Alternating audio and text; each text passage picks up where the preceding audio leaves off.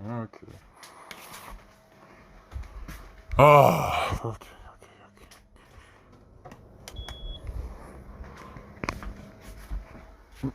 Okay. Can get you everything you wanted to because I know. So there's this future that I call a delicate future.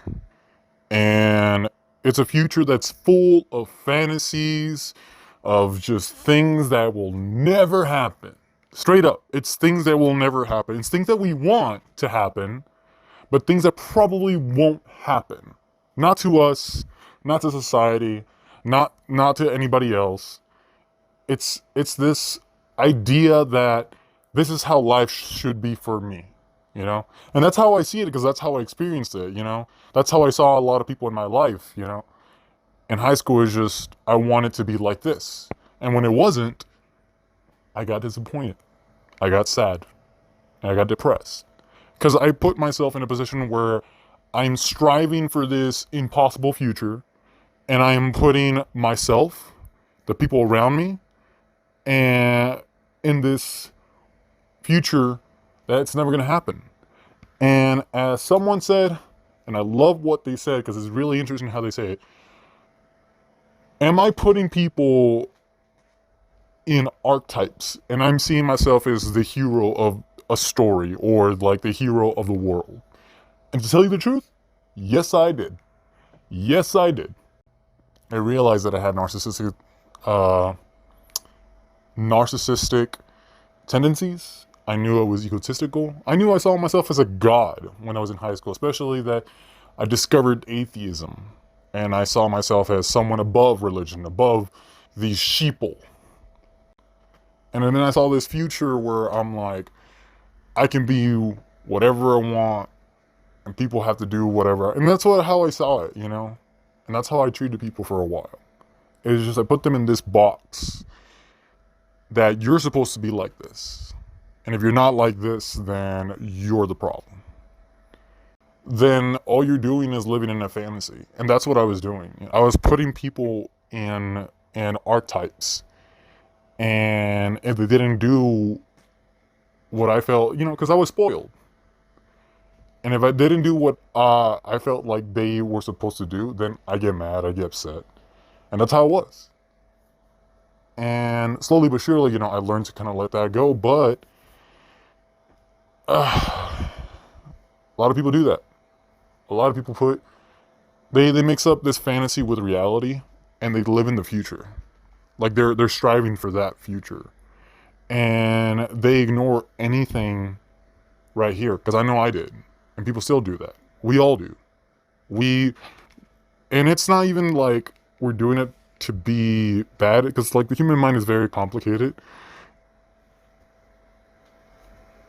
It's just the best way I can explain it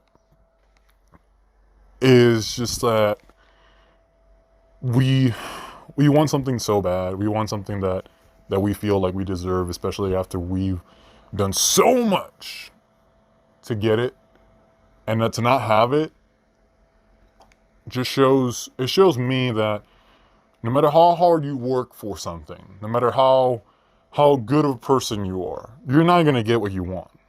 Period. We don't live in that society, sadly. Goodness does not equal reward. What goodness should equal is goodness.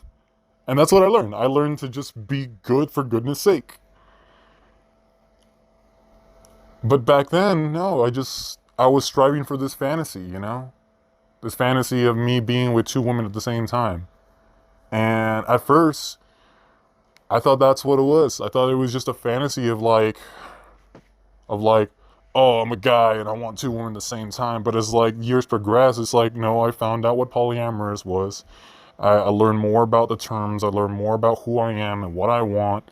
And then I learned more and more about like free love and not constraining people and just learning to let go of love if that happens. If and yeah, this is coming from a position of relationships and friendships.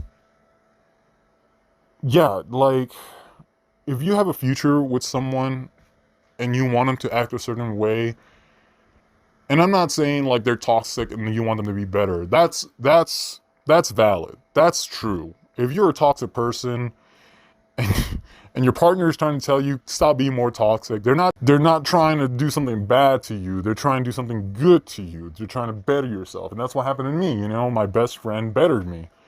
But let's say that he wanted me to be more, I don't know, less loud, less mean, because I'm a loud person. I'm very vocal. I'm very, very like passionate. And just imagine him kind of like shutting me up every once in a while. That would hurt. That would suck. That's changing me who I am. And it's not bad to be loud and proud. You know, in certain situations, of course, if you're in public, of course, you're in the library, of course, you know, watch where you are, be aware of your surroundings. But all the time, yeah, he doesn't love me as a friend. Like, he likes my company, but he doesn't love me as a friend. You know what I mean? And that's only like an example. And it's just other things that happen in even relationships of just like people not being what they thought they were. It's like in high school, you date the popular girl and you find out that she's more than just a popular girl. You dated a fantasy, and that was a lot of people in high school. You know, I know a lot of me was just like looking for a girl with a hot body and just like, hey, let's get down because I'm a horny teenager and I don't know what love and sex the difference is. That's what happened. You know, I put them in that box. I put them in a sex box. And I'm like, this is what I really want, but I'm not admitting it because like I confuse these two things completely. And that led to a delicate future where it just kept being destroyed. Because guess what? Women are people and not sex objects. I learned that in high school. Thank God I did. But yeah, it's going to break every single time, you know? This idea of becoming famous, this idea of becoming the next big fucking thing. It's filling a hole inside us. This future is trying to fill a hole, materialistic, you know? And I think our goal should be just living a comfortable life, whatever that means to you. My life is about just making fucking videos on the internet and maybe have a discussion with someone. And hopefully it doesn't go barbaric. But yeah, what I'm trying to say is just, we gotta not live in that future. We gotta live in the now, in the moment. You know, the present. It's right here. Because that's never gonna come. No matter who we try to change, no matter what we try to do with society, it's not gonna come. Because it's never going to, you know, meet our expectations. And we gotta accept that. We gotta accept the now instead of the future. The same way we can't be chained up from the past. Just gotta live here in this moment.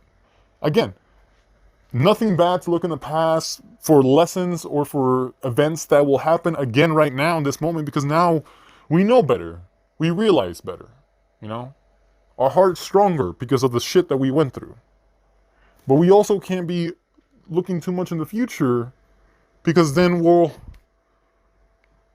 you know, we start living in it. Our mind does. Our body's still here, and it's taking damage from our mind not getting what it wants. And that's horrible. That's horrible. It's not bad to plan things, you know, to set a goal, a reachable goal. You know, arm's length, motherfuckers. Like, if you reach for the moon, don't expect to fucking grab it. But go like, yeah, you know, this is my limit right here. Let's see where I can go. We all have our advantages in our shit. So it's just use them at this moment, like right now. You know, what is your reachable goal? What is the thing that you can get at this moment within your power? And make that the victory. You know, any victory, no matter how small, is still a victory. Be proud of that one.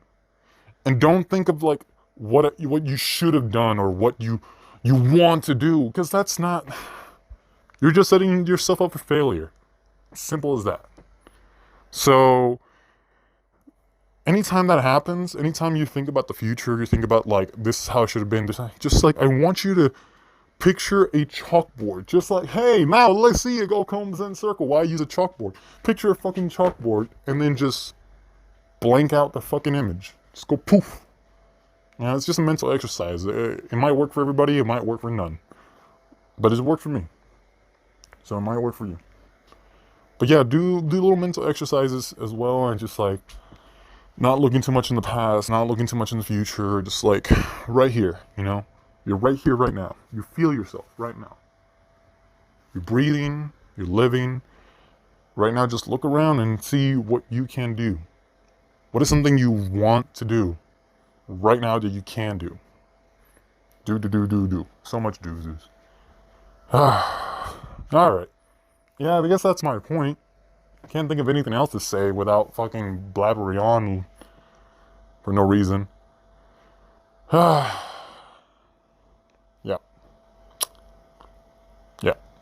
Stop putting things in, like, stop putting people in boxes, especially.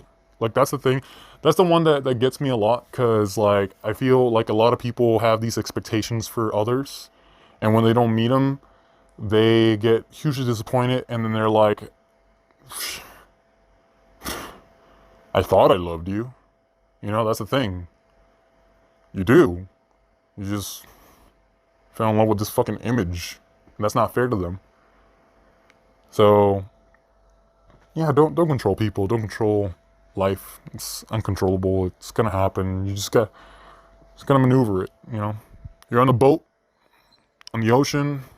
It's gonna get crazy. All you can do is just kind of like, okay, try not to flip over here. So yeah, living it now. No more in the past, no more in the future. That's it. That's all I gotta say about that shit. I don't know what else to say. If there's something that I have to pick specifically, maybe I will, but that's it for those two things.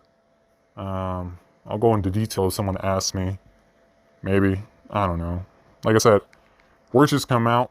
I hope it makes sense. And I'm telling you, again, it's all through my experiences, what I went through, what I've read, what I've watched. And I don't know, I just want people to take care of themselves. The strong protect the weak. You know? It's like everything, just get free services of just human rights.